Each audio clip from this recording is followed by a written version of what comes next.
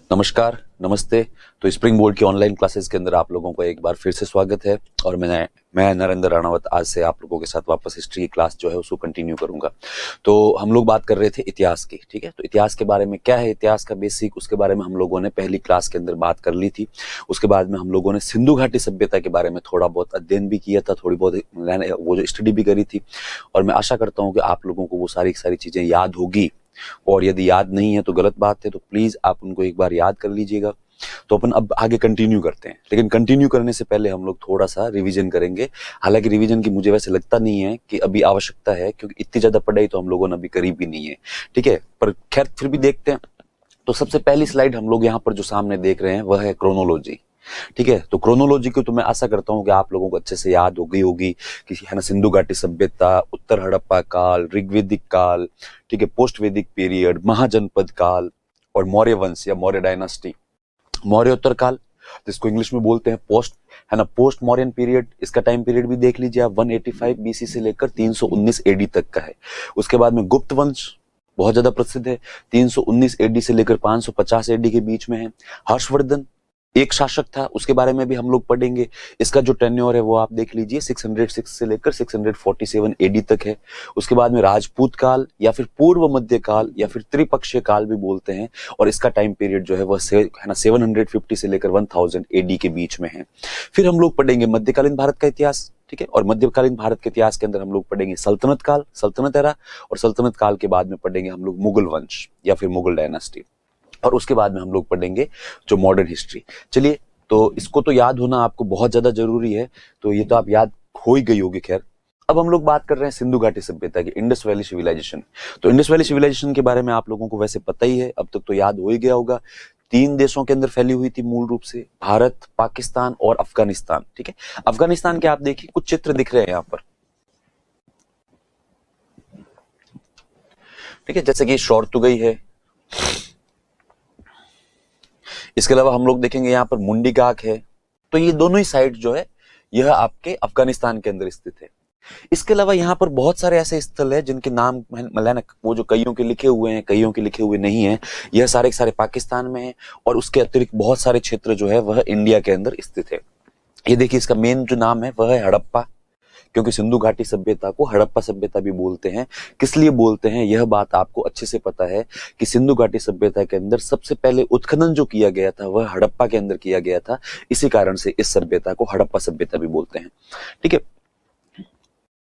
Second number जहां पर सब एक्सकेवेशन किया गया था वह था मोहनजोदाड़ो। तो यहाँ पे है ये मोहनजोदाड़ो, ठीक है। तो उसके बाद में अपन लोग आगे बढ़ते हैं। सिंधु घाटी सभ्यता की विशेषताएं, तो मैंने जैसा कि लास्ट क्लास में भी हमारी बात हुई थी कि आप लोगों को इस बात पे प्राउड फील होना चाहिए, ठीक है। एक तो यह विश्व की प्राचीनतम सभ्यताओं में से एक सभ्यता है। सबसे पहली बात तो प्राचीनतम सभ्यता कौन सी है ना, मेसोपोटामिया की सभ्यता है। फिर यहाँ पे आपको किस बात पे प्राउड होना चाहिए, तो यह एक नगरीय सभ्यता है, ठीक है। सब पूरा का पूरा अर्बन कल्चर था यहाँ पर। और इससे भी ज्यादा यूनिक जो बात है वह है यह कि यह अपने प्रॉपर वाटर ड्रेनेज सिस्टम के लिए बहुत ज्यादा प्रसिद्ध है। ऐसी व्यवस्था वर्तमान में भी आपको कहीं पर भी दिखती नहीं है, ठीक है। तो ये हो गया पूरा का पूरा। उसके बाद में इसके जो इतिहास के बारे में बात करें तो हम लोगों ने देखा था, है ना, लास्ट क्लास के अंदर कि 1826 के अंदर चार्ल्स मैसन नामक कोई एक व्यक्ति था, और वो सबसे पहले इसको लाइमलाइट में लेकर आया। 1853 के अंदर अलेक्जेंडर कनिंघम ने यहाँ पर पहला सर्वे किया। 1856 के अंदर 2 भाई थे जिनका नाम था जॉन बर्टन और विलियम बर्टन। यह दोनों भाई लाहौर से कराची के बीच में जब रेलवे ट्रैक है ना बिछा रहे थे, तब गलती से या एक्सीडेंटली इन लोगों ने हड़प्पा की ईंटों का प्रयोग रेलवे ट्रैक के अंदर किया था। उसके बाद में इन्होंने अंग्रेजों को इसके बारे में इन्फॉर्म किया कि साहब वहां पर ऐसी कोई सभ्यता हो सकती है। जब यह जानकारी अलेक्जेंडर कनिंघम को मिली तो अलेक्जेंडर कनिंघम ने वहां पर 2nd नंबर सर्वे किया। उसके बाद में अलेक्जेंडर है ना कनिंघम ने काफी वो जो लंबी चौड़ी लड़ाई लड़ी, एक पूरा का पूरा प्रोसेस किया, और उसके बाद में 1861 के अंदर archaeological survey of India ASI की स्थापना हुई। इसी कारण से अलेक्जेंडर कनिंघम को भारतीय पुरातत्व विभाग का जनक कहते हैं, father of archaeological survey of India, Alexander Cunningham, ठीक है। तो उसके बाद में जैसा कि हमने वो बात हुई थी कि साहब फंड की कमी थी, इसलिए ASI ने कोई ज्यादा कार्य किया नहीं। उसके बाद में एक गवर्नर जनरल आता है, लॉर्ड कर्जन, वो है ना पहली बार आर्कियोलॉजिकल सर्वे ऑफ इंडिया को बड़े लेवल पर फंडिंग करता है। और उसके बाद में सर जॉन मार्शल करके एक व्यक्ति थे, उनको एएसआई का हेड बना दिया गया, अपॉइंट कर दिया गया। और फिर सर जॉन मार्शल ने इंडिया के अंदर रहकर अपने प्रयासों से बहुत सारे मंदिर, फोर्ट्स या जितनी भी ये जो है ना पुराने जमाने की इमारतें थी, इन सबको प्रोटेक्ट किया। और फाइनली 1921 के अंदर राय बहादुर दयाराम साहनी नामक व्यक्ति को वहां का एक्सकेवेटर अपॉइंट किया। वो जब वहां पर गए, उन्होंने वहां पर उत्खनन भी किया और उत्खनन करने के बाद में पॉजिटिव रिपोर्ट भेजी। उसके आधार पर साहब है ना, उसके बाद में ये है अलेक्जेंडर कनिंघम, इनकी बात कर लेते हैं। 1861 के अंदर भारतीय पुरातत्व विभाग की स्थापना, 1921 के अंदर दयाराम साहनी ने वहां पर उत्खनन का कार्य किया। और 1922 के अंदर, ठीक है, उसके बाद में जो मोहनजोदड़ो के अंदर भी उत्खनन का कार्य किया राखाल दास बैनर्जी ने। और 1924 के अंदर फाइनली इन लोगों ने जाकर जो है वह सिंधु घाटी सभ्यता की घोषणा की, अनाउंसमेंट किया ऑफिशियली। ये तो है इसका कुछ है ना बेसिक। इसके कुछ अन्य नाम भी है। हड़प्पा सभ्यता बोलते हैं इसको, सिंधु सरस्वती सभ्यता भी बोलते हैं। एक कोई इतिहासकार है जिनका नाम है पिगट, इन्होंने कहा है कि हड़प्पा और मोहनजोदड़ो सिंधु घाटी सभ्यता की जुड़वा राजधानियां थी, capital, twin Capitals of IVC. ये दयाराम साहनी, इनका फोटो है, ठीक है। उसके बाद में हम लोग देखेंगे राखाल दास बैनर्जी, उनका फोटो है। ये सर जॉन मार्शल है, उनका फोटो है, ठीक है। उसके बाद में इसके विस्तार की बात करते हैं। ये बात तो हो ही गई, 3 कंट्री में फैली हुई है। यह दुनिया की सबसे बड़ी सभ्यता है ना, लार्जेस्ट है। और यह लगभग 13 लाख स्क्वायर किलोमीटर में फैली हुई है, ठीक है। यह एक है ना त्रिभुजाकार शेप में है, ट्रायंगुलर शेप है। और यह ब्रॉन्ज एज सिविलाइजेशन है। ये कुछ है ना बेसिक बातें। इसका विस्तार कहां कहां पर है, तब हम लोग कहेंगे साहब ईस्ट के अंदर आलमगीरपुर कौन सी नदी के किनारे स्थित है, हिंडन नदी के किनारे स्थित है, ठीक है। वेस्ट के अंदर सुतकांगेडोर कौन सी नदी के किनारे स्थित है, दास्क नदी के किनारे स्थित है, आप देख लीजिए, ठीक है। नॉर्थ के अंदर मांडा चिनाब नदी के किनारे पर स्थित है। और साउथ के अंदर दैमाबाद या दाइमाबाद जो प्रवरा नदी के किनारे पर स्थित है। फिर काल, इसका टाइम पीरियड, तो काल के बारे में अपने इतनी लंबी चौड़ी बात हुई थी। आपको सबसे ज्यादा ऑथेंटिक जो है आपका टाइम पीरियड वो यही माना जाएगा, क्योंकि यह किसके अनुसार है, न्यू एनसीईआरटी के अनुसार है। हड़प्पा, दयाराम साहनी यहाँ के उत्खनन करता है, अब तो आपको याद हो ही गया होगा, ठीक है। रावी नदी के किनारे पर स्थित है, ठीक है। और ये है ना वर्तमान में शाहीवाल जिला है एक, है ना पंजाब पाकिस्तान के अंदर, वहां पर स्थित है। और इस शाहीवाल का ही पुराना नाम जो था वो मोंटगोमरी था। क्या क्या मिलता है यहां से, यहां से एक R37 नामक कब्रिस्तान मिलता है। इसके अतिरिक्त यहां से एक इक्का गाड़ी मिलती है, टॉय कार्ट जो, ठीक है। इसके अलावा यहाँ से एक श्रृंगार पेटी का मिलती है, स्वास्तिक का निशान भी मिलता है। और इसके अलावा यहाँ से 12 अन्नागार मिलते हैं। लास्ट क्लास आप याद करिएगा, हम लोगों ने पूरा बना के देखा था 12 अन्नागार कैसे बने हुए हैं। अन्नागार के पास चबूतरे बने हुए हैं, प्लेटफॉर्म है, जिनका यूज उस जमाने के अंदर वो लोग जो है वो क्रॉप्स को साफ करने के लिए करते थे। प्लस पास में छोटे छोटे बहुत सारे कॉटेजेस बने हुए हैं। तो इस आधार पर हम लोग कहते हैं शायद तक लेबर रेजिडेंस था वो पूरा का पूरा। तो ये सारे यहाँ से आपको मिलते हैं। ये स्वास्थ्य का निशान हो गया। उसके बाद में हम लोग जो बात कर रहे हैं मोहनजोदड़ो की, तो यहाँ तक की पढ़ाई तो हमारे हो गई थी। और उसके बाद की हम लोग अभी आगे जो क्या ही करेंगे, कंटिन्यू करेंगे। मोहनजोदड़ो के अंदर इसका उत्खनन करता राखाल दास बैनर्जी है। लरकाना जिले में स्थित है, सिंध पाकिस्तान के अंदर। और यह सिंधु नदी के तट पर है। सबसे इंपॉर्टेंट बात जो है वह कहां पर स्थित है, यह सिंधु नदी के तट पर स्थित है। मोहनजोदड़ो का शाब्दिक अर्थ होता है मृतकों का टीला, ठीक है, माउंड ऑफ डेड मैन। मतलब ये 7 लेयर के अंदर यहाँ पर पूरा का पूरा उत्खनन हुआ है। और यहाँ से ऐसे बहुत सारी बॉडीज मिली है, इस कारण से इसका नाम रख दिया गया मोहनजोदड़ो। क्योंकि ये सिंधी भाषा के, है ना, सिंधी भाषा बोलने वाले जो लोग होते हैं, सिंधी लोग होते हैं, वो बोलते हैं मुइन। मुइन का मतलब होता है मरा हुआ जो, और धड़ो, धड़ो का मतलब होता है टीला, मतलब मरे हुए लोगों का टीला। तो यह है। तो यहां तक तो हमारी पढ़ाई हो रखी थी। इसके बाद में हम लोग इसको आगे कंटिन्यू करेंगे। और जब कंटिन्यू करेंगे तो सबसे पहले जो अपन लोग पढ़ेंगे वह है विशाल स्नानागार। ये इंपॉर्टेंट है, ठीक है, इसको आप ध्यान रखना। ग्रेट बात। क्या है इसकी विशेषताएं, तो इसको हिंदी के अंदर विशाल स्नानागार और इंग्लिश के अंदर ग्रेट बात बोलते हैं, ठीक है। ये काफी बड़ा है। इसकी आप मतलब साइज देख लीजिए, 39 बाई 23 बाई 8 फीट, अर्थात 39 फीट यह लंबा है, 23 फीट यह चौड़ा है और इसकी डेप्थ जो गहराई है वह 8 फीट है। बहुत ज्यादा होती है 8 फीट, आपको पता है। 6 फीट का मैं हूं, मतलब मेरे जैसा आदमी इसके अंदर आसानी से डूब सकता है यदि मुझे तैरना नहीं आए तो 8 फीट ये गहरा है। इसका मतलब उस जमाने में लोग अच्छे स्विमर भी हुआ करते थे, ठीक है। हालांकि ये जो ग्रेट बात है, विशाल स्नानागार है, इसका प्रयोग, ऐसा हमारा अनुमान है कि उस जमाने के अंदर धार्मिक अनुष्ठानों के लिए करते थे।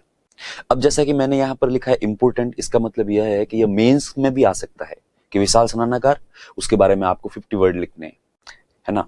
तो मतलब उसके लिए आपको पता होना चाहिए कि ये इसकी, एक तो इसकी साइज पता होनी चाहिए, दूसरा इसके उत्तर और दक्षिण दोनों तरफ जो है सीढ़ियां बनी हुई है, ठीक है। और सीढ़ियां बनी हुई है, इसके अंदर बिटुमिन्स का है ना लेप है, चारकोल प्लस जिप्सम को मिलाकर इसके अंदर पूरी पॉलिश की गई है ताकि ये पूरा का पूरा वाटरप्रूफ है। तो पूरी दुनिया के अंदर वाटरप्रूफिंग का ऐसा एग्जाम्पल, यह पहला एग्जाम्पल है, एकमात्र है, इसके अतिरिक्त और कोई भी नहीं है। यह है इसके, है ना, उत्तर दिशा के अंदर 6 है ना चेंजिंग रूम बने हुए हैं। आप में से सबके स्विमिंग पूल तो देखा हुआ होगा। जब हम स्विमिंग पूल पे जाते हैं तो हम लोग वहां पे देखते हैं चेंजिंग रूम होते हैं कपड़े वगैरह चेंज करने के लिए। तो यहाँ पर भी इसके नॉर्थ साइड के अंदर 6 जो है वो चेंजिंग रूम बने हुए हैं और 3 साइड केवल बरामदा है बड़ा सा, ताकि वहां पर लोग यूं है ना बैठते थे, जो भी हवन या फिर पूजा अर्चना की तैयारियां वैयारियां करते थे। फिर यह जो बरामदे हैं, इनके पीछे की तरफ बहुत सारे छोटे छोटे रूम है। तो इससे हमारा अनुमान है कि वहां पर भी कोई न कोई लोग है ना रहते थे। फिर यहाँ से सीढ़ियों के एविडेंस भी मिलते हैं। इससे यह सब सिद्ध होता है कि सीढ़ियां, मतलब है ना, वो जो फर्स्ट फ्लोर के ऊपर भी शायद तक रूम वगैरह रहा होगा और फर्स्ट फ्लोर पर शायद तक पुरोहित वर्ग की या फिर प्रीस्ट वो लोग वहां पे रहते होंगे।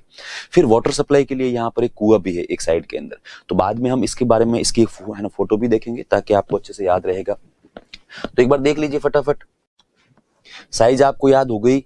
उत्तर व दक्षिण में सीढ़ियां हैं, इसमें बिटुमिन्स का लेप है, चारकोल प्लस जिप्सम, ठीक है। इसके उत्तर दिशा में 6 वस्त्र बदलने के कक्ष है, 6 चेंजिंग रूम्स। 3 तरफ बरामदे हैं, बरामदों के पीछे बहुत सारे रूम वगैरह बने हुए हैं।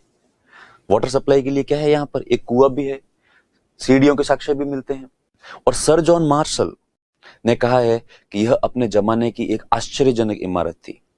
ये बात बिल्कुल सही है। लगभग 10th और 12th सेंचुरी तक भी हमारे यहाँ पर स्विमिंग पूल के ना कॉन्सेप्ट नहीं के बराबर थे। रोमन एम्पायर वगैरह में थे, लेकिन यहाँ बाकी जगह पे बहुत कम। और जो ये है ना स्विमिंग पूल होते भी थे वो बहुत छोटे छोटे होते थे साइज के अंदर, जबकि यह उस है ना वो जो उस जमाने के रूप में देखा जाए तो बहुत बड़ा स्विमिंग पूल था। चलिए उसके बाद में हम लोग बात करते हैं नर्तकी की मूर्ति, डांसिंग गर्ल। यह मेटल की बनी हुई है, ब्रॉन्ज की बनी हुई है पूरी की पूरी। इसका निर्माण है ना लॉस्ट वैक्स टेक्निक से किया गया है। लॉस्ट वैक्स टेक्निक क्या होती है इसके बारे में भी हम आगे जाकर है ना फोटो देखेंगे कि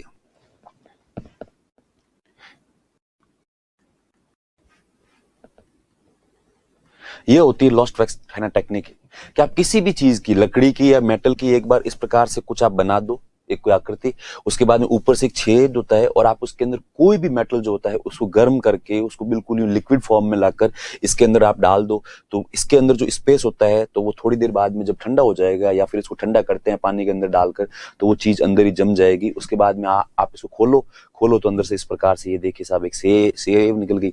इसके बाद में आपको जो भी फिनिशिंग वगैरह करनी है, थोड़ा बहुत घिस घिसा के पूरी फिनिशिंग वगैरह करके आपको इसके ऊपर जैसा भी कलर वलर करना है वैसा ये पूरा पूरा तैयार हो जाएगा। तो इसी को ही बोलते हैं लॉस्ट वैक्स है ना, वैक्स आपकी टेक्निक। और यह ब्रॉन्ज की बनी हुई है, देख सकते हैं आप। अब इसकी विशेषता क्या है कि यह नग्न अवस्था में है, ठीक है। और ये खड़ी है और ये जिस है ना पोज में खड़ी है उस हिसाब से लग रहा है कि यह कोई न कोई डांस का फॉर्म है, तो वो डांस करने के लिए प्रिपेयर है। अब इसने एक हाथ के अंदर चूड़ियां पहनी हुई है खूब सारी, ठीक है। यहां से लेकर यहां तक एक हाथ के अंदर इसकी पूरी पूरी चूड़ियां हैं, जबकि दूसरे हाथ के अंदर मात्र इसने 3 या 4 ऐसी कुछ चूड़ियां पहनी हुई है। गले के अंदर भी इसने कोई है ना छोटा मोटा ऑर्नामेंट पहना हुआ है। तो ये आप देख लीजिएगा। यह वर्तमान के अंदर दिल्ली के नेशनल म्यूजियम में रखी हुई है। और है ना पाकिस्तान के साथ हमारे वैसे तो कई विवाद है, सैकड़ों विवाद है, उसमें से ये भी एक छोटा मोटा विवाद है। छोटा मोटा विवाद ये है कि क्योंकि यह मिलती मोहनजोदड़ो से, तो पाकिस्तान इसको क्लेम करता है। पाकिस्तान कहता है कि यह हमारी है, ठीक है, जबकि इंडिया इसके ऊपर कोई भी जवाब देता ही नहीं। इंडिया कहता है वैसे तो यार हमारे यहाँ की भी बहुत सारी चीजें थी जो आजादी से पहले तुम्हारे पास रह गई, अब जो भी तुम्हारे पास है वो है ना वो तुम लोग रख लो, जो भी हमारे पास है वो है ना हम लोग रख लेंगे। तो ये भी एक छोटा मोटा विवाद है, ऐसे मैं आपको बता दूं। तो इसका निर्माण कैसे हुआ, कास्टिंग से हुआ है, नग्न अवस्था में है, यह नृत्य की अवस्था में। इसके हाथ में एक हाथ में चूड़ियां पहनी हुई है नीचे से लेकर ऊपर तक। यह वह जो है डांसिंग गर्ल है। तो ध्यान रखना, ब्रॉन्ज की कुछ भी याद नहीं आया तो छोटी मोटी चीजें तो आपको याद रह ही जाएगी। यह भी मेंस का टॉपिक है, प्री प्लस मेंस दोनों का ही, ठीक है। तो मेंस में भी आ सकती है। तो आप देखिए यहाँ ऊपर से लेकर नीचे तक जो है वो चूड़ियां पहनी हुई है। दूसरे हाथ में केवल 2-3 चूड़ियां यहाँ पर है, 1-2 चूड़ी यहाँ पर पहनी हुई है, और गले के अंदर ऑर्नामेंट भी है। तो उस जमाने के हिसाब से देखा जाए तो यह भी एक बेस्ट एग्जाम्पल है उस जमाने की आर्ट का। यह हमने जो थोड़ी देर पहले हम लोग बात कर रहे थे ग्रेट बाथ की, तो यह ग्रेट बाथ की जो फोटो है आप देख सकते हैं। दोनों डायरेक्शन के अंदर सीढ़ियां हैं, ठीक है। फिर सीढ़ियां ऐसे भी जा रही है कि भी कोई भी, जैसे कोई भी बोना आदमी या बच्चा हो तो वो यहाँ पर जाकर भी बैठ सकता है। चारों तरफ आप देखिए बैठने के लिए स्थान है, ताकि यहाँ पर कर्म कांड, पूजा वगैरह कुछ न कुछ करते थे, रिचुअल्स करते थे।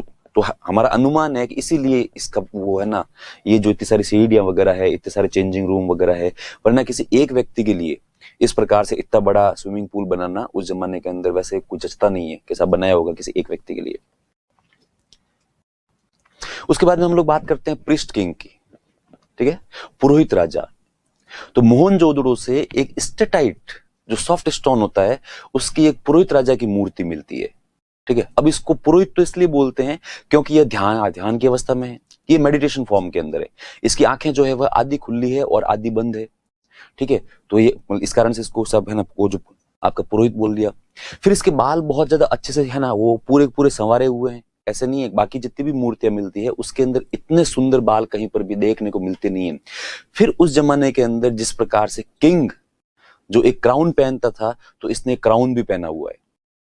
फिर इसने अपने ऊपर एक शॉल भी ओढ़ी हुई है, और शॉल के ऊपर एम्ब्रॉयडरी का वर्क है पूरा का पूरा। अब देखिए आपके प्री के अंदर या मेंस के अंदर सीधा सीधा सवाल आता है कि एम्ब्रॉयडरी का वर्क सबसे पहले मौर्य काल के अंदर आरंभ हुआ। अब हमने मौर्य काल के अंदर तो कहीं पर भी एम्ब्रॉयडरी के बारे में पढ़ा नहीं, या फिर आपके साफ साफ लिखा हुआ मिलता है कि भारतीय इतिहास के अंदर सबसे पहले एम्ब्रॉयडरी का कार्य जो है वह सब गुप्त काल में या मौर्य काल में कहीं पर भी आरंभ हुआ। तब आदमी कहता है कि ऐसा तो यार ना तो हमने कहीं किसी भी बुक में पढ़ा, ना हमें कभी किसी ने बताया। तो वहां पर इस परिस्थिति में आपको अपने दिमाग के घोड़े थोड़े से भगाने पड़ते हैं, बस इतना सही है, बाकी और कुछ भी नहीं है।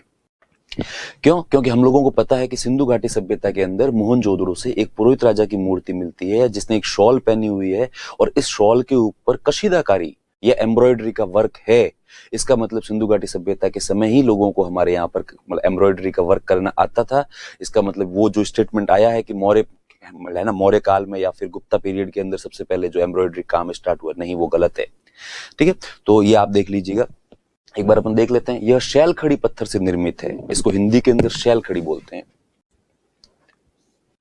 ठीक है। इंग्लिश के अंदर इसको स्टेटाइट स्टोन बोलते हैं।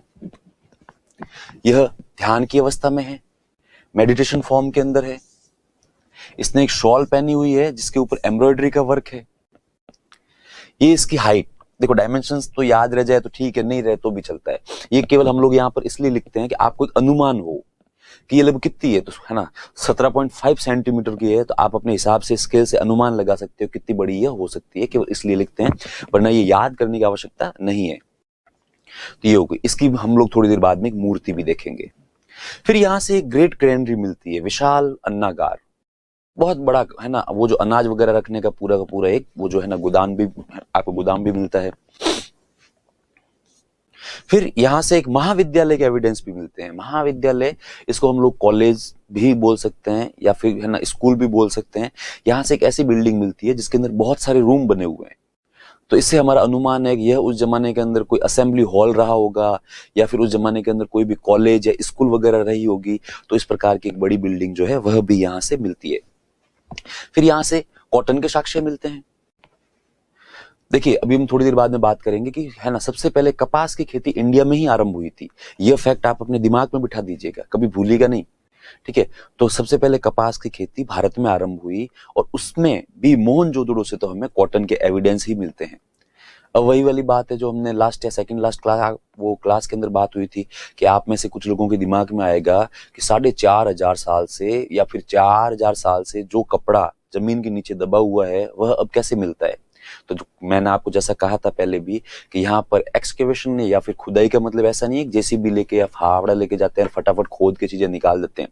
सारा काम बहुत धीरे धीरे होता है, छोटी छोटी चीजों के सैंपल उठाते हैं और वो सैंपल जब लैब में टेस्ट होते हैं तब जाके पता लगता है कि अच्छा यह मिट्टी बनने से पहले या फिर यह जिस स्थिति में वर्तमान में है उससे पहले यह कॉटन था या फिर लकड़ी थी।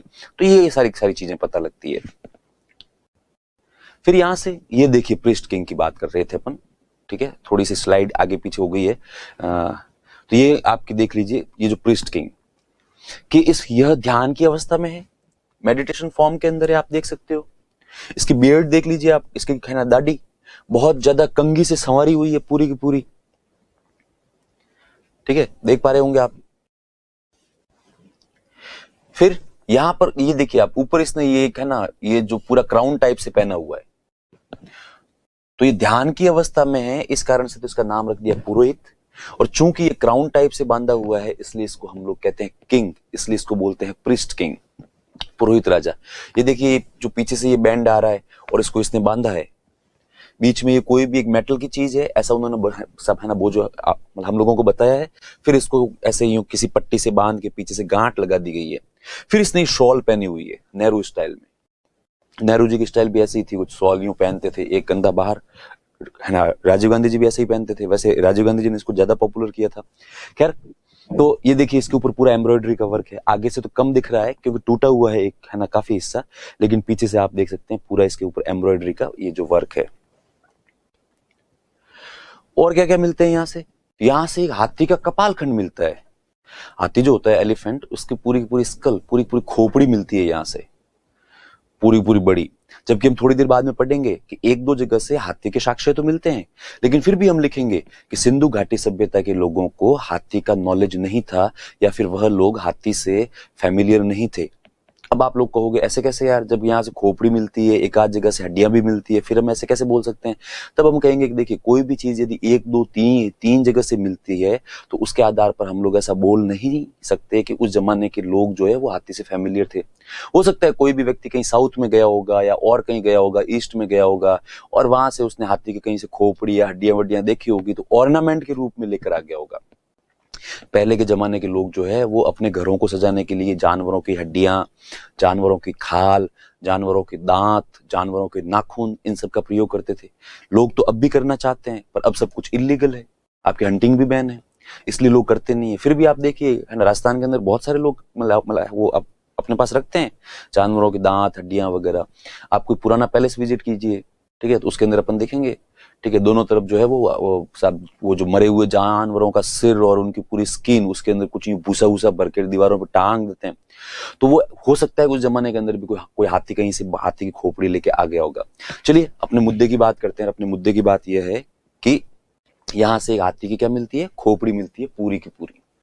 यहां से एक मेसोपोटामिया की मोहर भी मिलती है। यहां मोहर का मतलब करेंसी नहीं है, नहीं, यहां मोहर का ये जो मोहर का मतलब है सील मिलती है एक मेसोपोटामिया की। इससे यह सिद्ध होता है कि मेसोपोटामिया के साथ हमारे व्यापारिक संबंध थे, या हम लोग मेसोपोटामिया वालों से फैमिलियर थे और मेसोपोटामिया वाले भी हमसे फैमिलियर थे।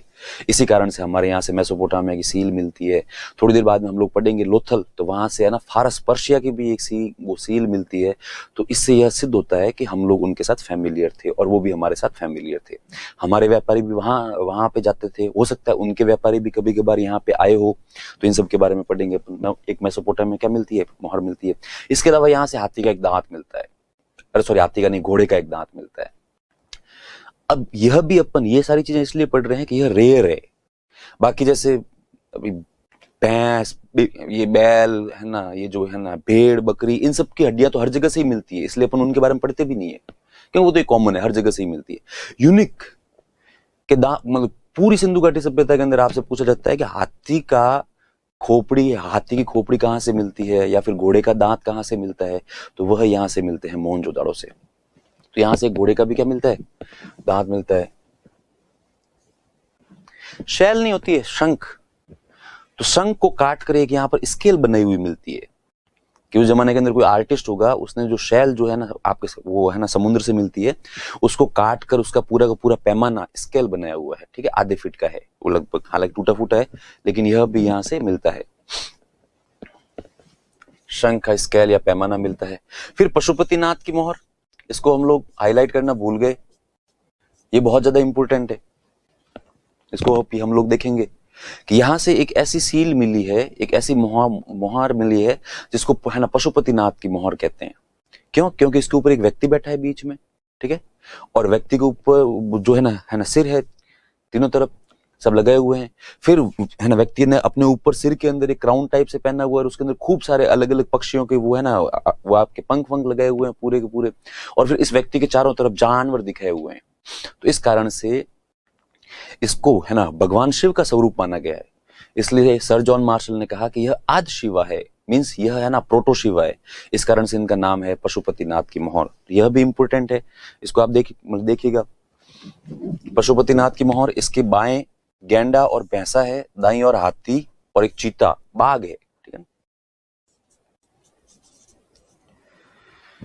तो सामने दो ये है पूरे पूरे। इसकी एक बार मोहर देख लेते हैं, फिर आते हैं वापस। यह है वो मोहर, ठीक है। यह तो ओरिजिनल है, इसमें आप देख सकते हो एक पार्ट इसका टूटा हुआ है पूरा का पूरा। तो यह बीच में व्यक्ति है, व्यक्ति को आप देख लीजिए, ठीक है। इसके ऊपर ये पूरा पूरा क्राउन टाइप से पहना हुआ है और इसके अंदर अलग अलग जो है पक्षियों के वो क्या है पूरे पूरे पंख लगे हुए हैं। पहले के जमाने के लोग या अभी वर्तमान में भी आप देख लीजिए, आदिवासी लोग जो होते हैं वो जानवरों के पंख जो होते हैं उनका प्रयोग करते हैं पूरा पूरा ऑर्नामेंटेशन के लिए। तो ये है चारों तरफ। फिर आप देख लीजिए चारों तरफ जो है वो जानवर है, हाथी है, बाघ है, गैंडा है, भैंसा है, पूरा पूरा। ये हो गया आपके। यह यहाँ पर इमेजिनेशन है कि यदि ये ओरिजिनल फॉर्म में होती, ये यदि टूटी हुई नहीं होती तो ये कैसे दिखती, तो ये कुछ इस प्रकार से दिखती। सामने देखिए दो आपके हिरण भी है, ये भी बताए हुए हैं। इसी कारण से इसको पशुपतिनाथ की मोहर बोलते हैं, seal of Pashupatinath. Sir John Marshall ने इसको है ना प्रोटो शिवा भी कहा है।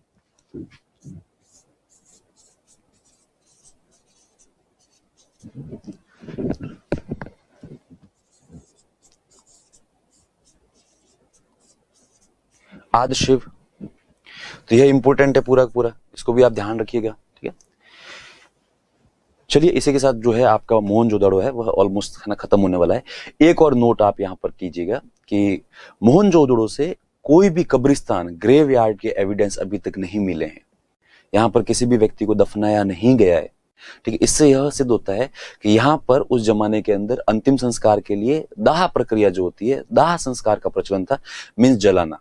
तो यहाँ पर लोग जो है वह है ना वो जो मृत व्यक्ति थे उनको जलाते थे, जैसा कि वर्तमान के अंदर सनातन धर्म में या हिंदू धर्म के जितने भी लोग हैं वह अपने शवों को क्या ही करते हैं, सब जलाते हैं। तो यहाँ से कोई ऐसे एविडेंस नहीं मिले हैं। चलो इसके बाद में आगे बढ़ते हैं। तो एक बार फटाफट आप याद कर लीजिएगा क्या क्या मिलता है यहाँ से, याद तो है ना। ग्रेट बाथ विशाल स्नानागार मिलता है यहाँ से ग्रेट ग्रैंडरी मिलती है, एक बहुत बड़ा अन्नागार भी है ना मिलता है।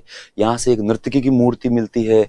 यहाँ से यह जो है पशुपतिनाथ की मोहर है वो है ना वो भी मिलती है। घोड़े का दांत मिलता है, हाथी का कपाल है ना, हाथी का कपाल खंड मिलता है। इसके अलावा यहाँ से, ठीक है, ये जो मेन चीजें हैं, स्केल वगैरह तो इतने इंपॉर्टेंट नहीं है। चलो तो आगे बढ़ते हैं। नेक्स्ट लोथल। अब हम लोग बात करेंगे लोथल की।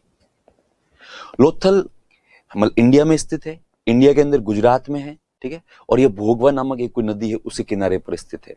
लोथल की जब अपन बात करते हैं लिखने के लिए, तो लोथल के अंदर सबसे इंपॉर्टेंट बात यह है कि यह उस जमाने के अंदर एक व्यापारिक नगरी था, ठीक है, कमर्शियल सिटी थी पूरी की पूरी। क्यों? क्योंकि यहां से गोदीवाड़ा, डॉकयार्ड के साक्ष्य मिलते हैं। गोदीवाड़ा या डॉकयार्ड का मतलब होता है छोटा बंदरगाह। तो यहाँ पर एक छोटा बंदरगाह या छोटा पोर्ट था, उस जमाने के हिसाब से काफी बड़ा था। ये तो हम लोग जब वर्तमान में तुलना करते हैं तब कहते हैं अच्छा छोटा सा पोर्ट है, छोटा सा बंदरगाह है, लेकिन उस जमाने के अनुसार तो काफी ये है ना बड़ा था। तो यहाँ से वो जो पूरा गोदीवाड़ा मिलता है, गोदीवाड़ा के पास के अंदर बहुत सारे बड़े बड़े हॉल के भी एविडेंस मिलते हैं। इससे हमारा अनुमान है कि विदेशी व्यापार होता था। विदेशी व्यापार तो डेफिनेटली होता ही था, लेकिन जो भी वस्तुएं आती थी वो यहाँ पर बड़े बड़े जो भी हॉल बने हुए हैं उसके अंदर स्टोरेज करते थे। फिर व्यापारी आते थे, अपनी चीजें बेचते थे, नई चीजें यहाँ से खरीदते थे, फिर ये वापस वो खरीद के वापस लेके वो जो जाते थे। यहां से बाजरा और चावल के एविडेंस मिलते हैं। पूरी सिंधु घाटी सभ्यता के अंदर बाजरा और चावल के एविडेंस केवल और केवल लोथल से मिलते हैं, बाकी कहीं से नहीं। इसका मतलब उनका जो है ना प्रमुख अनाज जो था वो जौ और गेहूं था।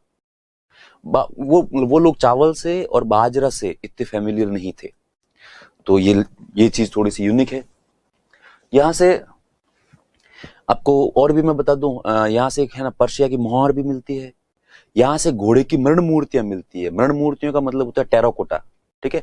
मिट्टी जो होती है, मिट्टी को गीला करके उससे उसके बाद में आपको जो भी उसकी आपको घोड़ा, ऊंट, हाथी कुछ भी बनाना है वो सब बना देते हैं। उसके बाद उसको मिट्टी के अंदर पकाते हैं, तो उसी को ही बोलते हैं टेराकोटा फिगर्स या फिर मृण मूर्तियां। आप में से बहुत सारे लोगों ने, बहुत सारे क्या कुछ एक लोगों ने बचपन में बनाई होगी कभी। वर्तमान में ट्रेंड ही खत्म हो गया, वरना पहले तो गाँवों में, शहरों में बच्चे खूब ज्यादा बनाते थे।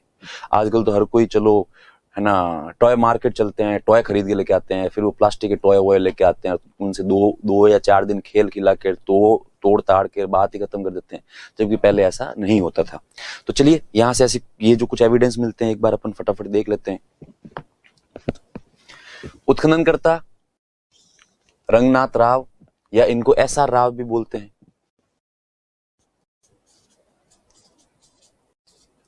एक ही व्यक्ति है ये ना, रंगनाथ राव या SR राव।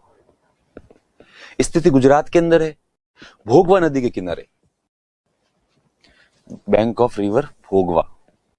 यह एक कमर्शियल सिटी था, यहां से एक डॉकयार्ड मिलता है, ठीक है। और सिंधु घाटी सभ्यता से अभी तक हमें जितनी भी कृतियां मिली है, ठीक है, उनमें सबसे बड़ी यही है। इससे बड़ा और कुछ भी नहीं है, सबसे बड़ी यही है, ये जो डॉकयार्ड है। और डॉकयार्ड के अलावा सेकंड नंबर जो है वो हम लोगों ने पढ़ा था हड़प्पा के अंदर, 12 अन्नागार, 12 ग्रेनरीज, ठीक है। तो ये सबसे जो है बड़ी है, और सेकंड लार्जेस्ट जो है वह अन्नागार है हड़प्पा के। क्या क्या मिलता है यहां से? चावल व बाजरा के साक्ष्य है, ये बात हो गई हमारे। Evidence of rice and bajra, pearl millet. फारस की मोहर मिलती है यहां से, है ना, पर्शिया की एक मोहर मिलती है, सील मिलती है, जो गोलाकार है और बटन नुमा है। बिल्कुल आप अपने शर्ट को, या फिर यहाँ पे ये देख लीजिए जिस प्रकार से राउंड शेप में है, बटन है, बिल्कुल वैसे ही यह जो है वह भी बटन है।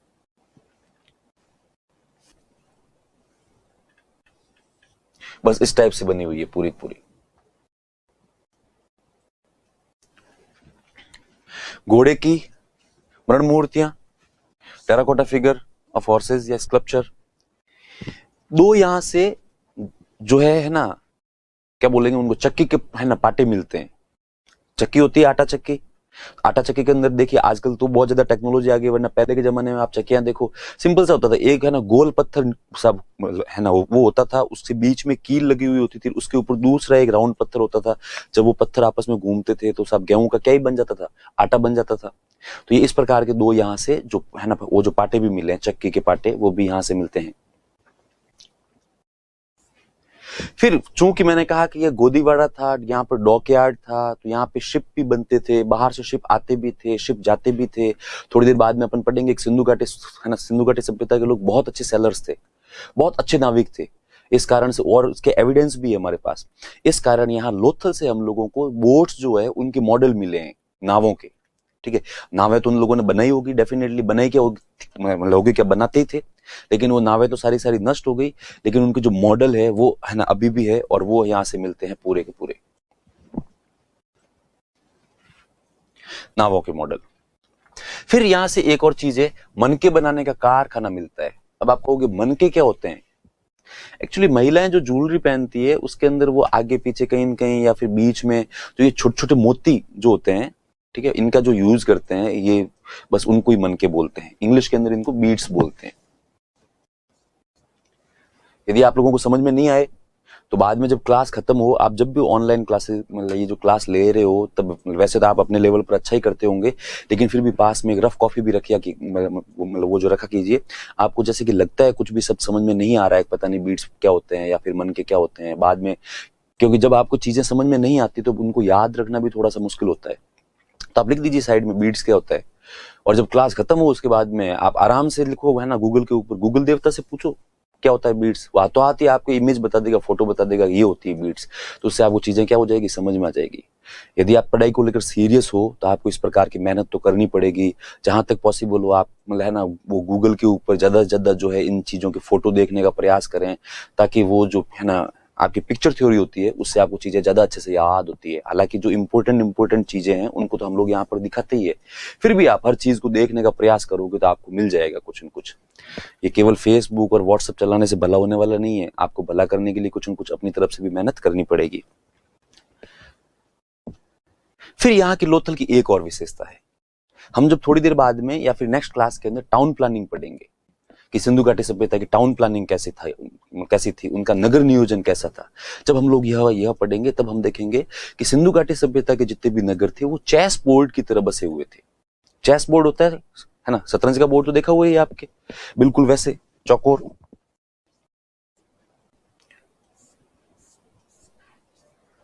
यहाँ पे रब बनाया मैंने फटाफट, तो वो जो है बिल्कुल चेस बोर्ड की तर्ज पर बसे हुए थे।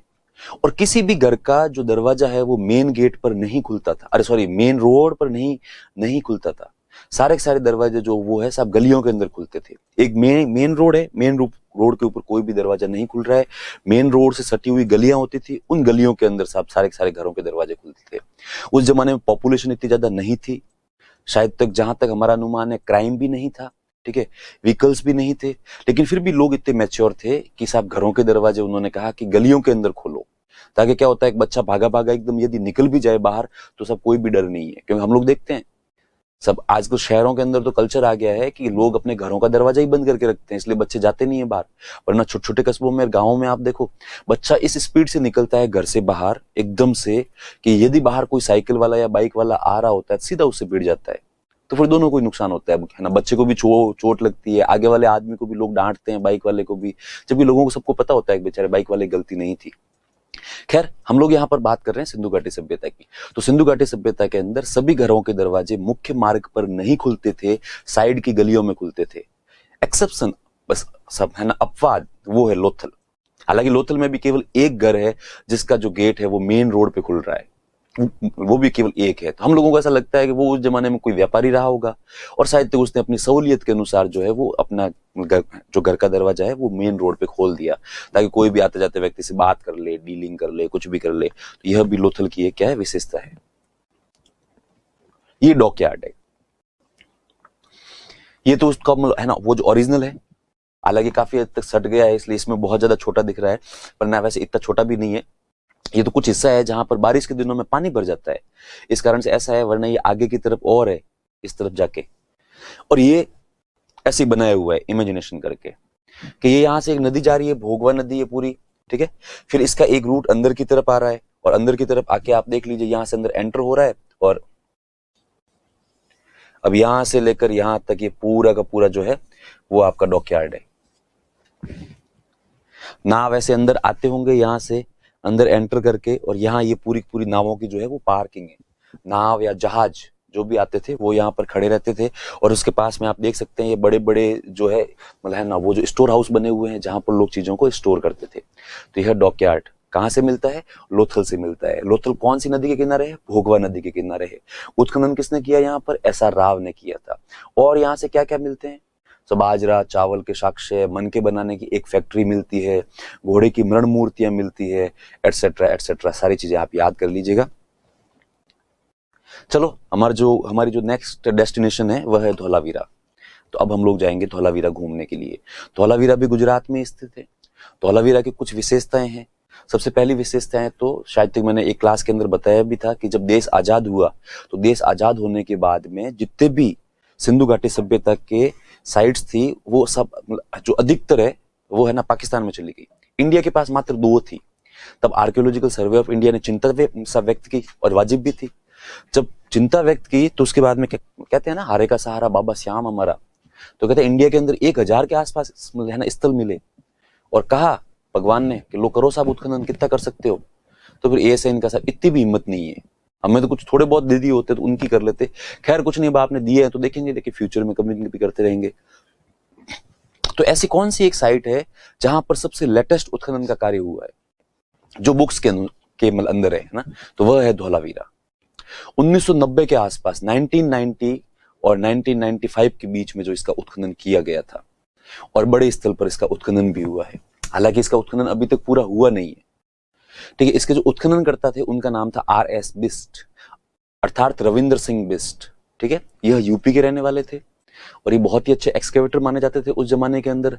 और सब उन्होंने ही अपने खुद के व्यक्तिगत रूप से जिम्मेवारी ली। इन्होंने कहा कि यहाँ पर गुजरात के अंदर एक कोई साइट है जिसका नाम है धौलावीरा। ये गुजराती के अंदर या फिर राजस्थानी भाषा के अंदर धौला का मतलब ही होता है सफेद, तो यहाँ पे सफेद सफेद थोड़ा रंग कुछ ज्यादा था, इसलिए इसका नाम शायद धौलावीरा था। तो इस बात पर रविंद्र सिंह बिष्ट वहां गए और उन्होंने वहां पर उत्खनन का कार्य आरंभ किया। जब उन्होंने वहां पर उत्खनन किया तो उन्होंने एक चीज को नोटिस किया कि धौलावीरा किसी भी नदी के किनारे स्थित नहीं है। बाकी सामान्यतः जितने भी स्थल है वह कोई न कोई नदी के किनारे पर स्थित है या फिर बिल्कुल नदी के थोड़ा सा पास में स्थित है, लेकिन धौलावीरा के आसपास से कोई भी नदी के ऐसे एविडेंस मिलते नहीं है। हालांकि कोई बाद में पता चला कि यहाँ से पहले कोई एक सहायक नदी जिसको हम लोग ट्रिब्यूटरी बोलते हैं वो कोई निकलती थी, लेकिन फिर भी इन्होंने यह है ना स्थिति को क्लियर किया, कहा नहीं ये लोग है ना नदी के ऊपर निर्भर नहीं थे, ये सेल्फ डिपेंडेंट थे। तो सब यहाँ से क्या ही मिलते हैं, 16 जलाशय मिलते हैं, ठीक है, वाटर रिजर्वेयर। मतलब ये लोग जो भी बारिश का पानी होता था उसको इकट्ठा करते थे, इकट्ठा और इतनी ज्यादा मात्रा में इकट्ठा करते थे कि उसको सब है ना पानी को पीते तो थे ही और अपने दैनिक कार्य भी करते थे उनसे, लेकिन इसके अलावा शायद तक इस पानी का प्रयोग वो लोग सिंचाई के रूप में भी करते थे, मतलब इरिगेशन के लिए। तो जो ये 16 टैंक मिले हैं, वाटर रिजर्वेयर मिले हैं, या जिनको हम लोग ये भी कह सकते हैं 16 जलाशय मिलते हैं, यह इसमें से कई तो ना काफी बड़े बड़े हैं वो उस जमाने के अनुसार। फिर आर.एस. बिष्ट ने एक और स्थिति क्लियर की। इन्होंने कहा कि सिंधु घाटी सभ्यता के जितने भी स्थल है वह 2 भागों में बटे हुए हैं, ए और बी, है ना, पूर्वी और पश्चिमी, ईस्टर्न और वेस्टर्न। तो ईस्ट पार्ट या वेस्ट पार्ट मतलब है ना वो भी है, लेकिन इन्होंने कहा कि ये धौलावीरा जो है वह 3 भागों में बटा हुआ है। पूर्व में है, फिर बीच में थोड़ा सा मतलब है ना वो गैप है, मतलब वहां पे कोई भी इमारत वगैरह कोई भी स्ट्रक्चर वगैरह किसी चीज के एविडेंस मिलते नहीं है। फिर आप थोड़ा सा आगे चलते हो तो आपको लगता है एक और पार्ट है, फिर उसके बाद में वापस आप आगे बढ़ते हो तो फिर आपको लगता है वापस कोई भी एविडेंस नहीं है साहब, और उसके बाद वापस एक पार्ट है। तो पूर्वी, मध्य और पश्चिमी, यह इसकी कुछ विशेषताएं हैं। तो धौलावीरा से मैंने आपको कहा एक तो 16 जलाशय मिलते हैं। सेकंड नंबर इंपॉर्टेंट है, यहाँ से एक है ना स्टेडियम के साक्ष्य मिलते हैं। बिल्कुल सही सुन रहे हो आप, यहाँ से एक स्टेडियम के क्या मिलते हैं, साक्ष्य मिलते हैं। वो स्टेडियम बिल्कुल वैसा स्टेडियम है जैसे वर्तमान में स्टेडियम होते हैं, बिल्कुल गोल स्टेडियम। आप लोगों को सबके देखे हुए होंगे, रियल में नहीं भी देखा होगा कम से कम टीवी पे सबके देखा हुआ होता है, बिल्कुल गोल। और वही सीटिंग अरेंजमेंट वैसे के वैसे, और वही एंट्री का सिस्टम भी बिल्कुल वैसे। आप आए नीचे से, उसके बाद आपकी जहां कहीं पे भी सीट है वहां आप ऊपर की तरफ चढ़ो और वहां पे जाके आप बैठ जाओ। तो ये मिलते हैं। सबसे मेन चीज है कि यहाँ से एक साइन बोर्ड मिलता है और वो भी पॉलिश्ड है। तो इससे हमें यह पता चलता है कि सिंधु घाटी सभ्यता के लोगों को पॉलिश का ज्ञान था, उनको पॉलिश करनी आती थी पत्थरों के ऊपर। तो यह जो पॉलिश साइन बोर्ड है वह भी यहाँ से मिलता है।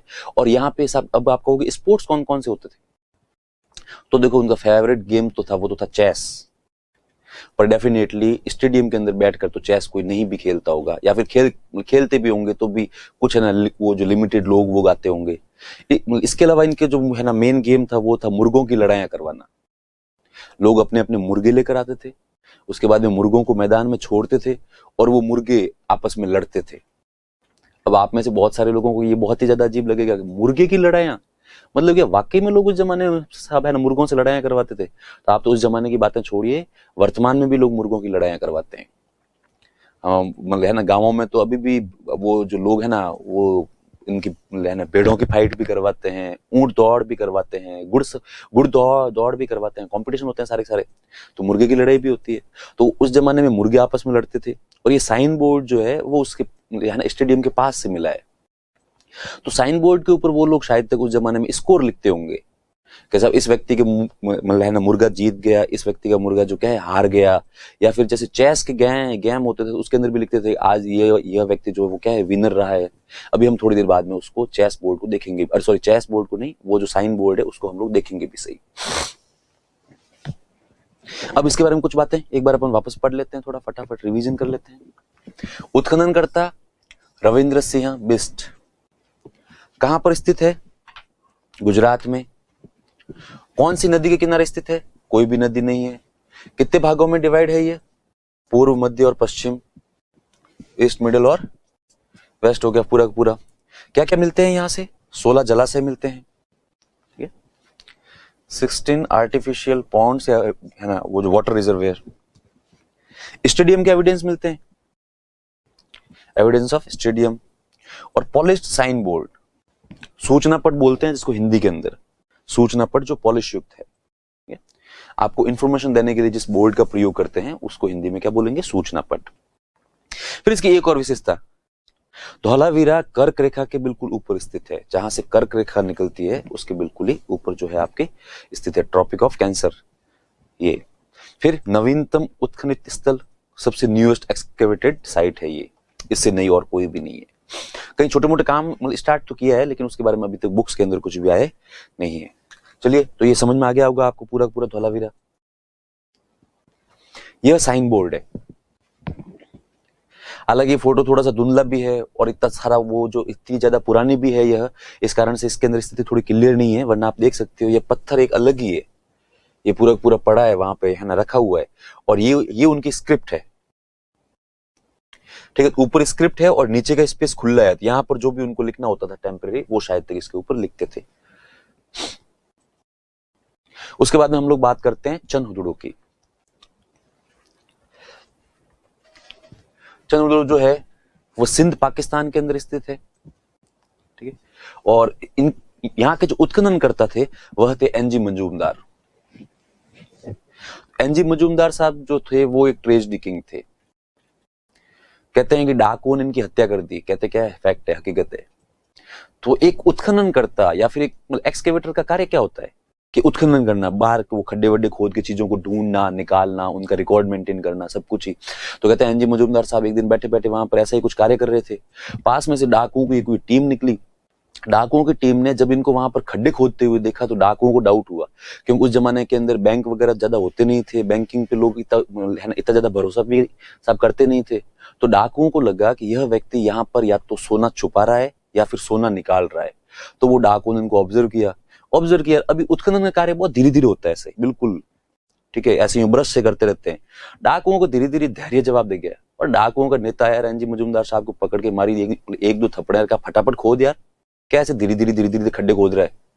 एनजी मजूमदार ने कहा यार तुम होते कौन हो मुझे ऐसे बताने वाले। तो फिर डाकुओं ने और पीटा और डाकुओं ने अपने किसी आदमी को बुलाया, कहा यहाँ पे खड्डा खोद फटाफट।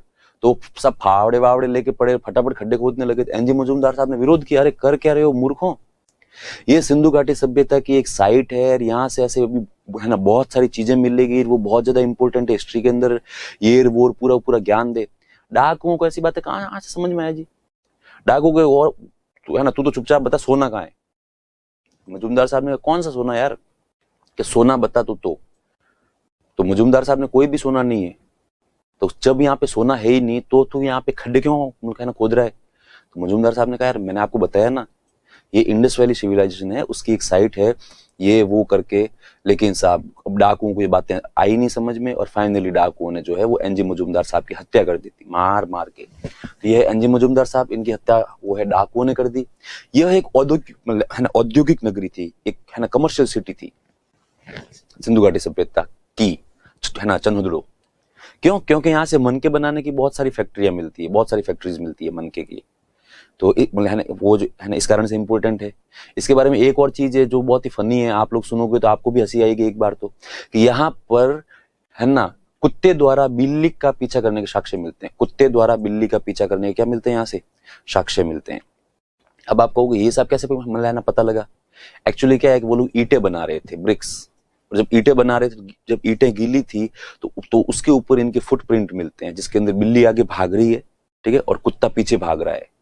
हम लोग जैसा कि वो डिस्कवरी और नेशनल ज्योग्राफी वगैरह पे देखते हैं कि जब शेर हिरण के पीछे भागता है, जब टाइगर हिरण के पीछे भागता है, तब हिरण भागता तो रहता है लेकिन वो साथ ही साथ पीछे की तरफ भी थोड़ा थोड़ा देखता रहता है कि अभी कि टाइगर कितना दूर है।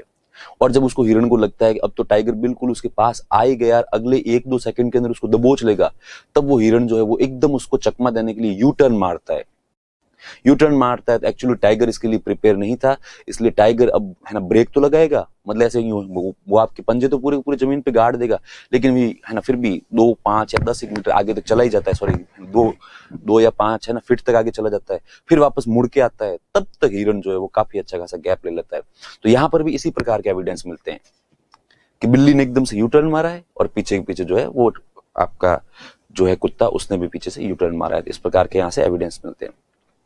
फिर यहाँ से सब लिपस्टिक के एविडेंस मिलते हैं कि उस जमाने में भी लिपस्टिक थी और महिलाएं लिपस्टिक का प्रयोग करती थी। डेफिनेटली महिलाएं ही करती होगी, ऐसा हमारा अनुमान है। हो सकता है पुरुष भी करते हो, पर इसकी संभावना थोड़ी कम है, फिर कुछ कह नहीं सकते। खैर, तो एक बार वापस देख लेते हैं इसको, है ना, फटाफट। एनजी मजूमदार, इनकी हत्या किसने कर दी थी? डाकुओं ने कर दी थी। सिंध पाकिस्तान के अंदर है, ये एक औद्योगिक नगरी है, इंडस्ट्रियल और कमर्शियल सिटी थी ये भी पूरी की पूरी। ठीक है, क्यों? क्योंकि यहाँ से मनके बनाने के कारखाने मिलते हैं। लोथल से एक कारखाना मिलता है और यहाँ से तो बहुत सारी फैक्ट्रीज मिलती है। लगातार एक रॉ के अंदर आमने सामने दोनों तरफ फैक्ट्री फैक्ट्री फैक्ट्री, और हर मतलब है ना फैक्ट्री से आपको क्या मिलते हैं? मनके, वो छोटे छोटे। कुत्ते द्वारा बिल्ली का पीछा करने के साक्ष्य और लिपस्टिक एविडेंस, और यहाँ से कार्नेलियन जो है बीड्स मिलते हैं। कार्नेलियन भी यदि आपको पता नहीं हो कि कार्नेलियन बीड्स कैसे होते हैं, तो एक बार गूगल से आप पूछ लेना, वो आपको बता देंगे कार्नेलियन बीड्स कैसे होते हैं। लाल कलर के होते हैं, लाल तो नहीं होते हैं प्रॉपर, लेकिन रेड टाइप के से ही होते हैं, है ना, वो हल्के से वो रेड होते हैं। यदि आप कभी आगरा गए हो और आगरा के अंदर यदि आपने ताजमहल देखा हो, तो आपको पता होगा कि ताजमहल के अंदर जो कार्नेलियन का यूज बहुत ज्यादा मात्रा के अंदर किया गया है, क्योंकि ऐसी ऐसी मान्यता है कि मुमताज महल का फेवरेट जो स्टोन था वो कार्नेलियन था। चलो, उसके बाद में हम लोग नेक्स्ट जो बात कर रहे हैं वो है सुरकोटड़ा। सुरकोटड़ा जो है वो सब गुजरात में स्थित है। अब अपने इंपोर्टेंट जितने भी स्थल थे वो सारे हो गए, ठीक है। अब वो एक एक वो जो है ना, वो क्या कहेंगे इनको, वन लाइनर है सारे के सारे। सुरकोटड़ा की बात करें तो गुजरात में स्थित है। यहां से किस चीज के साक्ष्य मिलते हैं? घोड़े के साक्ष्य मिलते हैं, घोड़े की हड्डियां मिलती है यहां से पूरी। तो ये सुरकोटड़ा है, या इसको सुरकोटड़ा या फिर सुरकोटदा बोलते हैं, ठीक है। यदि कहीं पर लिखा हुआ जाए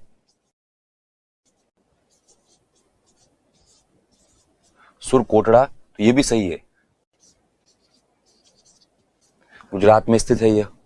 फिर हमने यहां पर नीचे नोट लगाकर लिखा है अलग से, सिंधु घाटी सभ्यता के लोगों को घोड़े का ज्ञान नहीं था। The people of Indus valley civilisation are not familiar with horse. अब आप कहोगे वही वाली बात कैसे, तो मैंने अभी थोड़ी देर पहले एग्जांपल दिया ही था कि एक दो जगह से यदि कोई भी चीज जैसी मिलती है तो उसके अंदर हम लोग यही कहेंगे वो इनसे फेमिलियर नहीं थे। जैसे कि एक वो एग्जांपल देता हूं मैं हमेशा कि साहब चलो है ना, माना जाए कि अपने यहाँ का कोई भी, राजस्थान का या इंडिया का कोई भी व्यक्ति ऑस्ट्रेलिया चला जाए, ऑस्ट्रेलिया से है ना कंगारू की हड्डियां लेके आ जाए आते समय ही, यदि पॉसिबल हो, और फिर कालांतर में यहाँ पर जो भी होना है वो भी हो जाए। उसके बाद में कई सदियों बाद में जब यहाँ पर उत्खनन हो वापस, और साहब पता चला कि जयपुर या फिर राजस्थान के किसी भी जगह से साहब कंगारू की हड्डियां मिली, तो फिर अपन ऐसा थोड़ी ना कहेंगे कि राजस्थान के लोग या फिर इंडिया के लोग कंगारू से परिचित थे। हाँ, आप लोग परिचित हो, टीवी के माध्यम से परिचित है, लेकिन हम लोगों में से अभी तक रियल आंखों से तो है ना शायद तक कंगारू कभी किसी ने देखा भी नहीं होगा। हो सकता है आप में से कोई कभी ऑस्ट्रेलिया गया और देख के आया और बात अलग है, वरना तो एक या दो एक जगह से हड्डियों में मतलब वो जो हड्डियां मिलने के कारण हम नहीं कहेंगे कि वह इससे परिचित थे। अब जैसे साहब इंडिया के अंदर है ना चीता नहीं है, लेकिन यदि कहीं से कोई चीते की हड्डियां मिल जाए तो उसके आधार पर यही कहेंगे हो सकता है कोई भी व्यक्ति बाहर गया और वहां से लेके आए, तो वो सेम बात यहाँ पर है। तो है ना सुरकोटड़ा। उसके बाद में कुछ फैक्ट्स है, वो आप लोग देख लो एक बार फटाफट, ये आपको याद ही करने पड़ेंगे सारे के सारे।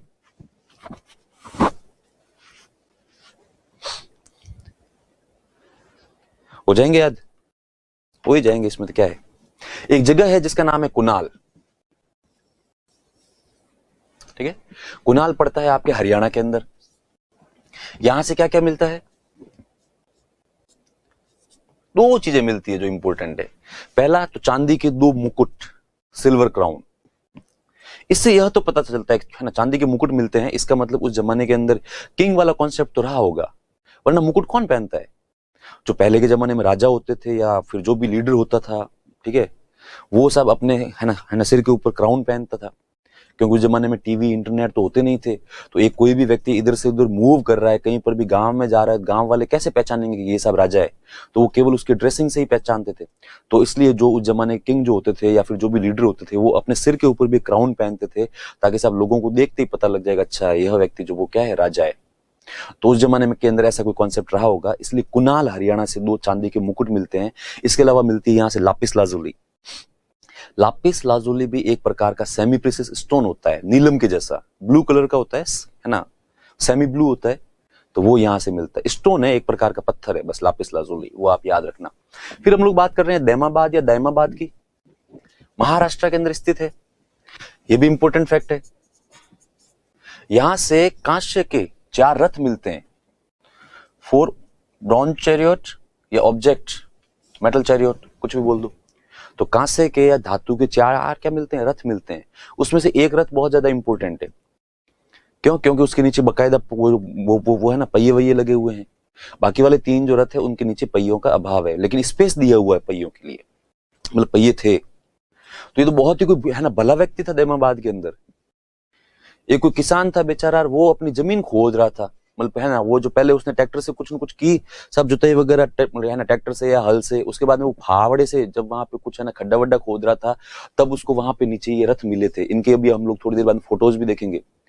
तो वो इतना बेचारा भला था किसान कि वो उनको है ना, वो जो रथ थे उनको अब एक कोई है ना अपने कोई बैग वैग में डाला और गांव के मास्टर जी के पास गए।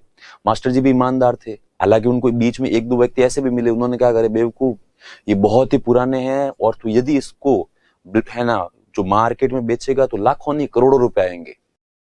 तो उसके बाद में वो बेचारा किसान जो है वो इनको लेकर कोई और किसी के पास है ना पास भी गया। तब उन्होंने कहा भाई ये है तो पुराने, लेकिन ये मेरे हिसाब से तो आर्कियोलॉजिकल सर्वे ऑफ इंडिया की ये है ना प्रॉपर्टी है। तो उस किसान ने आराम से वो जो है आर्कियोलॉजिकल सर्वे ऑफ इंडिया या फिर भारत सरकार को जो ये है ना रथ है ना गिफ्ट में दे दिए थे। उसकी फोटो देखेंगे अभी। तो ये दैमाबाद से मिलते हैं, ठीक है। और ये इसका सवाल तो पक्का ही आता है हर बार। रोजदी से हाथी के साक्ष्य मिलते हैं, ठीक है। हाथी की वहां से हड्डियां मिलती है, इसलिए कहते हैं कि ये हाथी के साक्ष्य रोजदी से मिलते हैं। लेकिन फिर भी सिंधु घाटी सभ्यता के लोगों को हाथी का ज्ञान नहीं था, यह हम लोग लिखेंगे, क्यों केवल एक जगह से ही मिलते हैं, है ना। ग्राफिटी भी मिलती है। अब आप कहोगे ये ग्राफिटी क्या होती है? ये कुछ लोग जो है ना ये फोर्ट और स्कूलों और दीवारों के ऊपर जो ये पेंटिंग नहीं करते हैं, कुछ भी ऐसे यूं है ना कुछ भी लिख लेते हैं, उसको है ना ग्राफिटी बोलते हैं। जैसे कुछ लोग होते हैं वो यूं कहीं पर भी सुनसान दीवार देखकर पहले तो एक है ना दिल बनाएंगे, ठीक है, फिर एक तरफ किसी का नाम लिखेंगे और दूसरी तरफ भी किसी का नाम लिखेंगे और फिर उस है ना दिल के अंदर से एक तीर निकाल देंगे चीरता हुआ। बस यही ग्राफिटी है। यदि आप इसको खोद कर या खड्डा वड्डा खोद के या ऐसे कुछ करते हो तो वो पूरा पूरा ग्राफिटी है। यूरोप के लोगों को ग्राफिटी का बहुत ज्यादा शौक है, अपने यहाँ पे भी बहुत ज्यादा है, पर अपने यहाँ पे वही करते हैं लिमिटेड, ये तीर वाले दिल वाले, कोई ज्यादा क्रिएटिविटी दिखाते नहीं है वैसे। तो खैर, तो रोज से ग्राफिटी के साक्ष्य भी मिलते हैं। फिर आती है बात है ना रोपड़ की।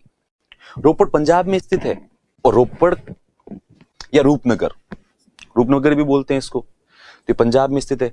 यहां से क्या एविडेंस मिलते हैं? यहां से बहुत ही इंटरेस्टिंग एविडेंस मिलता है कि मनुष्य के साथ कुत्ते को दफनाने के साक्ष्य है कि साहब यहाँ पर एक आदमी और एक कुत्ता, उन दोनों को साथ में दफनाया हुआ है। अब आपको अनुमान लगाना है कि ऐसा कैसे, मतलब कैसे किया इन्होंने ऐसे। तो साहब कहते हैं कि क्या पता, हो सकता है कि मालिक और कुत्ता दोनों कहीं पर साथ में लड़ते हुए मारे गए हो और सब इस बात पर हो सकता है दोनों को साथ में है ना दफना दिया हो, ये भी हो सकता है। फिर आमरी, ये सिंध पाकिस्तान के अंदर पड़ता है और यहां से गैंडे के साक्ष्य मिलते हैं, एविडेंस ऑफ जो है ना राइनो। ये भी आप याद रखिएगा। इसका जब आप 1-2 बार लगातार रिवीजन करोगे तब आपको ये चीजें याद होगी। आप में से जो भी आर्ट्स बैकग्राउंड के नहीं हैं, जो भी टेक्निकल बैकग्राउंड के हैं या फिर साइंस बैकग्राउंड के हैं, उनको यूं मतलब है ना पहली बार जब ये चीजें पढ़ते हैं ना तब एक बार तो थोड़ा सा दिमाग खराब हो ही जाता है। आदमी को लगता है यार कहाँ से क्या क्या मिल रहा है, इतना सब कुछ पढ़ना पड़ेगा। यस, बिल्कुल पढ़ना पड़ेगा। और ये तो अपन बार-बार, और आपको बिल्कुल भी नर्वस होने की जरूरत नहीं है। जब अपन इसको 2 या 4 बार लगातार पढ़ेंगे ना तभी चीजें बिल्कुल याद हो जाएगी बहुत ही इजीली। चलिए, तो इसके साथ ही अपन लास्ट स्लाइड देखते हैं। ये वो कांस्य के 4 रथ, ठीक है। इसमें आप देख सकते हैं सबसे इंपॉर्टेंट तो यह है जिसके अंदर आगे घोड़े हैं, देख रहे हैं आप, फिर लंबी सी डंडी है। हम लोग जबकि हमारे यहाँ पर जैसे भी रथ देखते हैं उसके अंदर यह वाली वो जो है ना डंडी इतनी लंबी होती नहीं है, पर यहाँ पे लंबी सी डंडी है और ये पीछे रथ है, उसके ऊपर एक व्यक्ति खड़ा है। तो ये सबसे ज्यादा इंपॉर्टेंट है। फिर आप देखिए भैंस और ये पूरा गंडा, ये देखिए इनके नीचे ये जो है ना पहिए नुमा तो है, लेकिन ये चलते नहीं है, घूमते नहीं है, जबकि उसके अंदर राउंड है वो पूरे घूमते हैं। यहाँ पर वापस गंडा आ गया और यहाँ पे ये आपका वापस हाथी आ गया और वो आप देख सकते हैं इसके नीचे तो जो पहिए भी नहीं है। तो ये यहाँ से मिलते हैं।